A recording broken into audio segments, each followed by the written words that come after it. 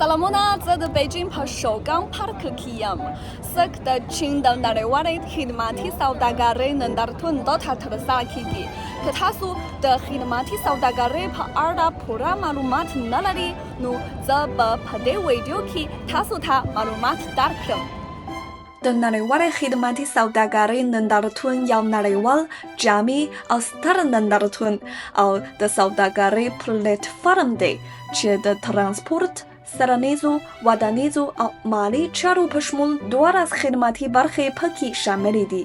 خو پوښتنه دا ده چې خدماتي سوداګري څنګه ترسره کیږي؟ زه غواړم لومړی له تاسو سره د شوګان پارک د تاریخ یوه برخه شریکه کړم.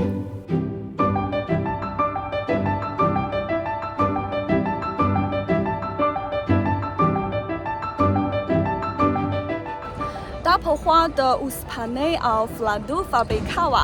وروسته چې دغه فابریکه یوه بل ځای ته ولېږدول شوه دغه سیمه بیا په بل ډول ډیزاین او رغول شوه او اوس یو سیلانیز ځای دی. دلته د پخوانۍ فابریکې ځینې زاړه جوړښتونه پاتې دي او ورسره نوې ښکلې ودانۍ هم جوړې شوې دي. د ټکنالوژۍ ډېرې شرکتونه په دې پارک کې دفترونه لري. دوکانونه او رستورانونه هم پکې پرانیستل شوي دي.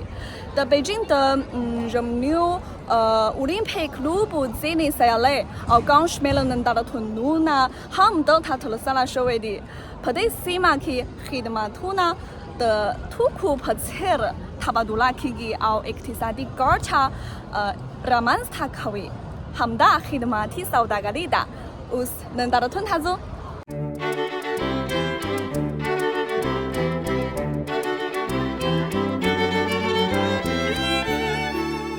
اوس مهال د نړیوال خدماتي سوداګرۍ په چټکۍ سره د ډیجیټلي کېدو، زیرک کېدو او زرغونېدو په لور پرمختګ کوي. د نړیوالې سوداګرۍ سازمان راپور ښیي چې په 2025 کال کې د نړیوالو خدماتو صادرات په 4 سلنه زیات شي. د ډیجیټل او زیرک ټکنالوژیو یو ځای سره د نړیوال خدماتي سوداګریز بڼه ژوره بدلون مومي. له امله یې د نوې ودې ډېر فرصتونه رامنځته کیږي. دلته د هیوادونو او سیمو په کچه یوه بشپړه سیمه پر بېلابېلو نندارځایونو ویشل شوې ده. یو ډېر ښه هیوادونه پکې ګډون لري لکه استرالیا، بریتانیا، پاکستان او داسې نور.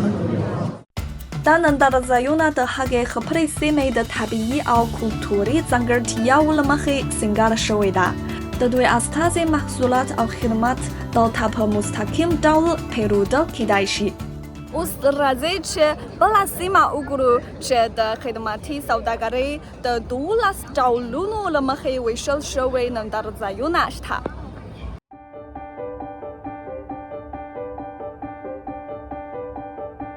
دغه نندارځای د چاپیریالي خدمات په اړه دی.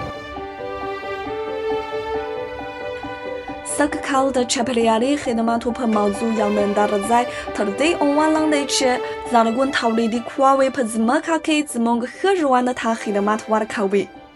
دلته د ځمکې لاندې نړیکي ښکاري څراغونه، د عامې روغتیا، انرژۍ عرضې، د اوبو تنظیم او نور اړوند شرکتونه ګډون لري. د دوی نوې ټکنالوژي او تجهیزات د سترو ښارونو د ادارې وړتیا لوړه وي.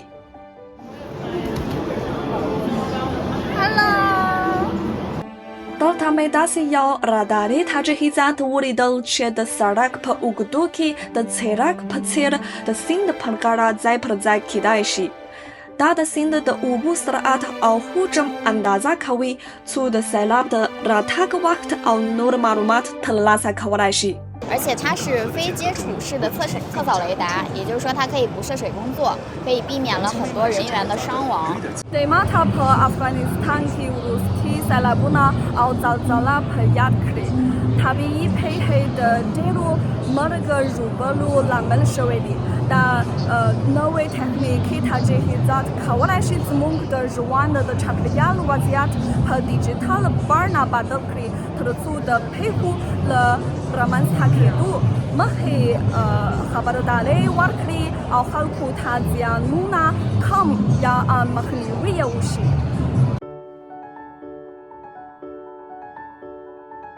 د خدماتي سوداګرۍ نندارتون د اړوندو ټکنالوژیو فورم شته چې پکې د نړۍ له لسګونو هیوادونو مخکښ کارپوهان پکې برخه اخلي، د تجربو تبادله کوي، نوښت او پرمختګ هڅوي او د بشریت لپاره یو ډېر دوامدار، ټول شموله او د لا ډېر زغم وړ راتلونکی انځوروي. نننی پروګرام دلته پای ته ورسېد. هیله لرو چې د خدماتي سوداګرۍ پرمختګ به موږ ته لا ښه ژوند را وباسي. خدای پامان.